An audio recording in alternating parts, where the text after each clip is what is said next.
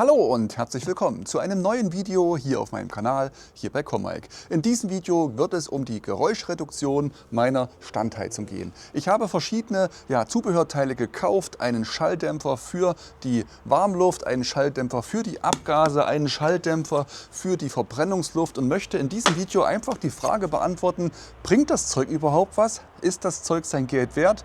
Wenn ihr wissen wollt, wie ihr eure Heizung am Wohnmobil, im Zelt oder in eurer Werkstatt einfach deutlich leiser bekommt, dann bleibt dran, denn genau darum wird es in diesem Video gehen. Ja, ihr Lieben, ich habe schon einige Videos zu den Standheizungen gemacht, unter anderem auch zur HBH2. Das Modell hat mich so sehr überzeugt, dass ich es mir selber gleich ein zweites Mal besorgt habe. Aber es kommen sehr, sehr häufig die Fragen, ist das tatsächlich für die Praxis geeignet? Insbesondere, wenn ihr mit dem Wohnmobil irgendwo auf dem Campingplatz seid oder in Gegenden, wo die Geräuschkulisse durchaus eine Rolle spielt. Und ihr hört es im Hintergrund, die Heizung läuft im Moment auf der höchsten Stufe, sie ballert richtig durch und ich muss schon lauter reden, um mich selber zu hören. Ich habe einfach mal hier auf dem Telefon eine Messapparatur, um die Lautstärke zu messen, und hier auf einem guten Meter Entfernung bin ich bei ungefähr 60 Dezibel. Das ist schon eine Lautstärke, damit macht man sich auf dem Campingplatz wirklich keine Freunde. Ich habe daher beschlossen, einfach mal zu testen, welche Schalldämmungsmaßnahmen Sinn ergeben. Unter anderem habe ich besorgt einen Telefonie-Schalldämpfer. Auf die Idee habt ihr mich gebracht in einem meiner letzten Videos. Diese Schalldämpfer sind für die warme Luft gedacht, also für die Luft, die eingeblasen wird bzw. die angesaugt wird, hat nichts mit Abgas und dergleichen zu tun, gibt es in verschiedenen Ausführungen. Ich habe mich hier für ein besonders kurzes Modell entschieden. Im Regelfall sind die Teile fast 1 Meter lang. Was habe ich noch? Ich habe einen speziellen Auspuff, diesen hier. Ihr seht hier im Moment an der Heizung den Standardauspuff, der ist relativ laut. Wenn ich direkt mal daneben gehe, habe ich hier 73 Dezibel Lautstärke, und es gibt Modelle, die sollen deutlich leiser sein, sehen auch deutlich schicker aus, wie ich finde, werde ich ausprobieren. Und als drittes im Bunde habe ich natürlich noch für die Ansaugung der Verbrennungsluft einen Schalldämpfer besorgt. Dieses Teil hier sieht deutlich größer aus als dieser kleine Knubbel, den es als Filter dazu gibt. Das Besondere an diesem Gimmick ist, dass hier verschiedene Filterschaumstoffe noch verbaut sind. Das heißt, die Luft auch deutlich sauberer ist, die da eingezogen wird. Und ich werde das Setup jetzt einfach mal Stück für Stück ausprobieren und testen, welche dieser Maßnahmen am meisten bringt.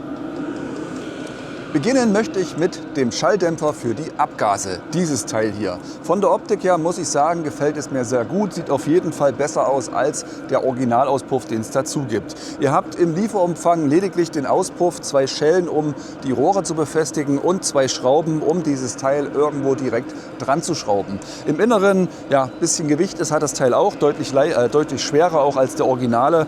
Wird der Abgas ja in Schlangenlinien geführt, hat dort Löcher drin, wo dann der Schall sich gegenseitig so brechen soll, dass es deutlich leiser wird. Bevor mir der Auspuff hier zu heiß wird, werde ich das Ding jetzt hier erstmal installieren und testen, um wie viel sich die Lautstärke verringert, wenn sie es denn überhaupt tut. Um einen Vergleichswert zu haben, werde ich beginnen und die Messung direkt am Auspuff zu machen, um ja doch ein relativ sauberes Vergleichsbild zu haben. Ich bin jetzt hier ungefähr auf 20 cm Entfernung und 75 im Maximum, 73 Dezibel, die der Auspuff hier fabriziert. Mal schauen, was das Teil bringt. Übrigens, als ich den Schalldämpfer abgebaut habe, ist mir aufgefallen, dass das Abgasrohr ohne einen Schalldämpfer extrem laut ist. Ich habe jetzt hier ohne Schalldämpfer auch auf 20 cm Entfernung 79, 77 Dezibel im Maximum. Also das ist schon deutlich laut.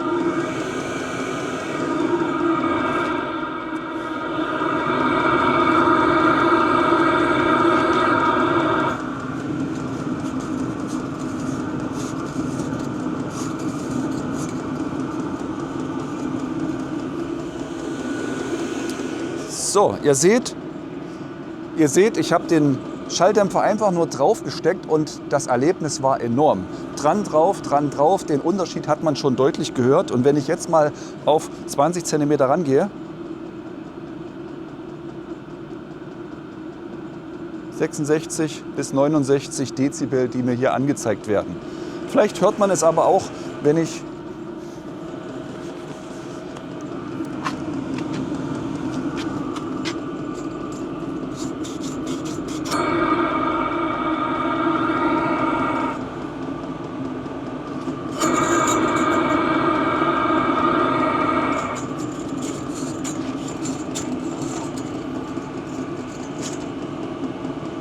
Also ich denke, man hört den Unterschied der Lautstärke schon extrem, oder?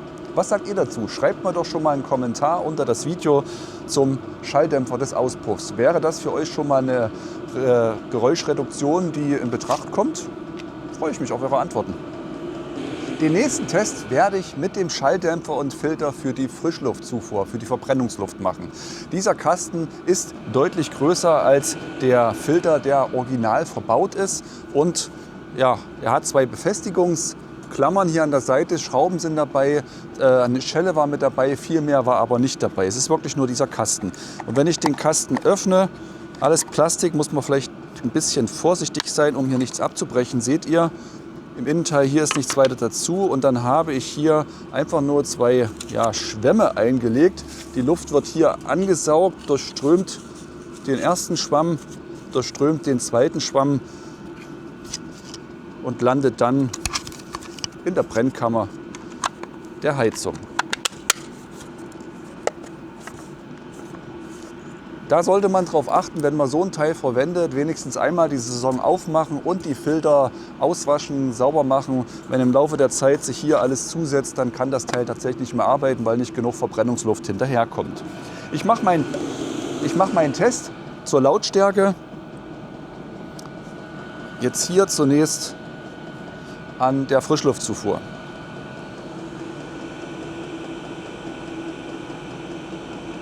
(73 Dezibel im Maximum hat das System gemessen. Und auch hier werde ich zunächst probieren, wie sich die Lautstärke verändert, wenn ich den Filter abziehe. Man hört es. Ich hoffe, es kommt im Video rüber. Der Ton ist jetzt nicht unbedingt lauter, aber er ist heller. Man hört es besser, es ist klarer. Also die Schallübertragung ist besser und dadurch, finde ich, ist er unangenehmer.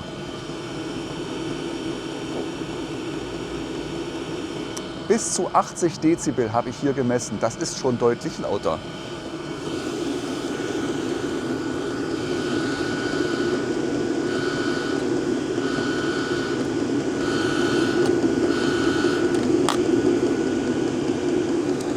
Ich hoffe, ihr könntet den Unterschied hören. Anstecken, abstecken, anstecken, abstecken. Also für mich war er deutlich wahrnehmbar. Die Lüftung ist sehr viel leiser geworden.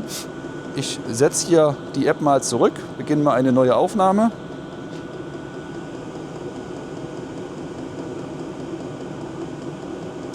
Bis zu 73 Dezibel hat mir jetzt die App auf meinem Telefon angezeigt. Ich bin mir aber im Moment noch nicht mal so klar, ob es tatsächlich die Lautstärke vom Filter ist oder immer noch die Lautstärke von der Heizung. Das ist ja ziemlich nah beieinander, aber ich glaube, der Unterschied ist soweit schon klar geworden. Die beiden in Kombination haben schon einiges gebracht. Und nun wird es wirklich spannend mit dem dritten Bauteil, diesen Telefonieschalldämpfer. Ihr seht im Verhältnis zu den Original-Lüftungsrohren, das Teil ist deutlich dicker, ist deutlich breiter. Ich habe hier eine Variante gewählt, die man direkt aufstecken kann, mit einer Rohrschelle befestigen kann. Und wenn man da mal reinschaut, hoffe ich, erkennt man es ganz gut. Das Teil ist doppelwandig. Und der Schall soll sich auch hier durch die vielen kleinen Löcher, durch die Kapillaren, die in der inneren Wand sind, brechen und somit deutlich reduziert werden. Im Test ohne diesen Filter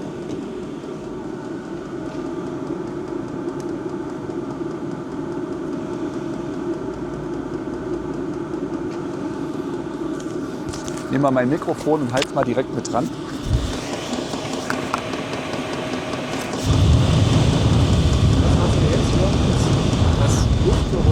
Vom Warmluftauslass.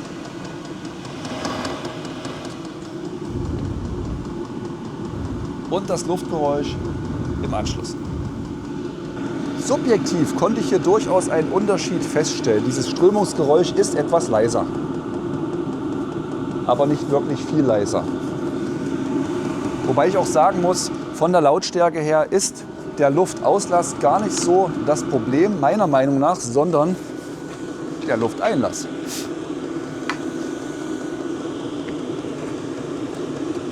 Ich werde die Abdeckung an der Heizung auf der Rückseite mal abschrauben.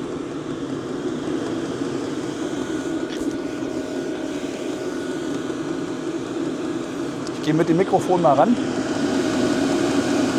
Ich hoffe, ihr könnt es hören.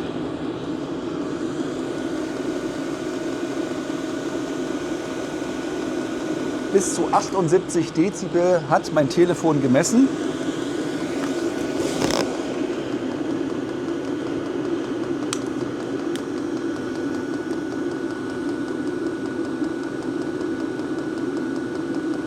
Und nachdem ich den Schalldämpfer nur dran gehalten habe, habe ich lediglich eine Lautstärke von 72 Dezibel. Also 6 Dezibel weniger, also weniger als die Hälfte der Lautstärke.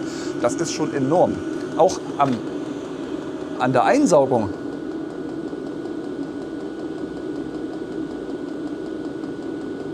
(63 Dezibel).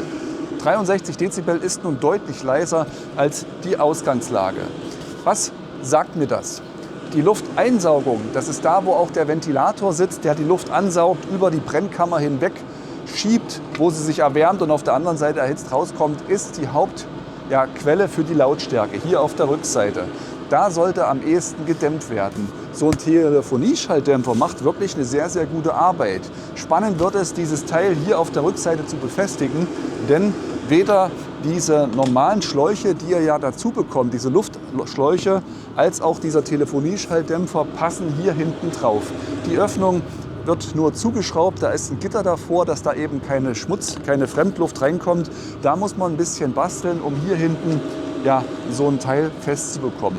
Was natürlich eine Option wäre, ihr habt, weil das Teil ist ja trotzdem relativ groß, mit mehreren Schläuchen das Teil hier irgendwo miteinander so zu verbinden. Auf der anderen Seite nochmal ein Schlauch und somit das System einfach zu entkoppeln und die Lautstärke rauszunehmen. Tja, unterm Strich, was denkt ihr? Welche Lautstärke bzw. welche Maßnahme hat am meisten gebracht? Was hat am meisten geholfen, die Lautstärke zu reduzieren? Der Auspuff? Definitiv. Das war auf jeden Fall hörbar. Der Unterschied vom Ran- und Rausstecken, den habe ich auf jeden Fall nahegenommen. Und auch die Messung mit meinem Telefon hat deutlich gezeigt, dass es mit diesem Auspuff deutlich leiser geworden ist. Die Schalldämpfung hier am Lufteinlass, die hat mich tatsächlich überrascht. Das Teil ist einfach nur billiges Plastik mit 2 Schaumstoffkissen drin, aber der Unterschied auch hier deutlich zu hören. Der Telefonieschalldämpfer nimmt auch vieles an Lautstärke weg. Auf der Ausblaseseite kann ich ihn direkt anbauen. Ich kann ihn entweder mit dem Schlauch verbinden oder auch direkt drüber stülpen. Er hat entsprechende Kerben, um hier ein bisschen flexibel zu sein. Das funktioniert auf jeden Fall. Die Hauptquelle für die Lautstärke befindet sich aber auf der Rückseite in der Lufteinsaugung am Ventilator. Da macht er auf jeden Fall auch eine gute Arbeit. Allerdings muss man da ein bisschen basteln, um den überhaupt festzubekommen. Es gibt auch flexible Telefonieschalldämpfer, also die sind so ähnlich wie diese Rohre, die kann man frei flexibel bewegen. Die werde ich euch auch mal unter dem Video verlinken. Vielleicht hat einer von euch damit schon mal Erfahrung gesammelt und kann uns anderen hier einfach mal ein Feedback geben. Darüber würde ich mich riesig freuen, wenn ihr mir einfach mal schreibt, welche Erfahrungen ihr gesammelt habt, was ihr empfehlen könnt. Nicht nur an mich, sondern auch an alle anderen, die sich dieses Video anschauen. Denn ich habe gemerkt, das ist ein Thema, das bewegt wirklich viele von euch. Und tut mir doch einen Gefallen. Wenn euch dieses Video gefallen hat, wenn es euch weitergebracht hat, wenn es euch geholfen hat, dann gebt mir das Like für dieses Video, teilt das Video, abonniert meinen Kanal, dann verpasst ihr auch die nächsten Videos nicht. Und wenn ihr wissen wollt, wo ihr das Zeug hier alles kaufen könnt, das findet ihr unter meinem Kanal, da verlinke ich das Ganze, denn so finanziert sich mein Kanal über diese Werbelinks. Ihr kauft ein, habt keine Mehrkosten, ich bekomme eine kleine Provision und sage an der Stelle vielen lieben Dank für eure Unterstützung. Ich bin für heute fertig mit diesem Kurzvideo zur Schalldämmung einer Standheizung. Freue mich auf euer Feedback. Bis zum nächsten Video. Macht's gut. Ciao.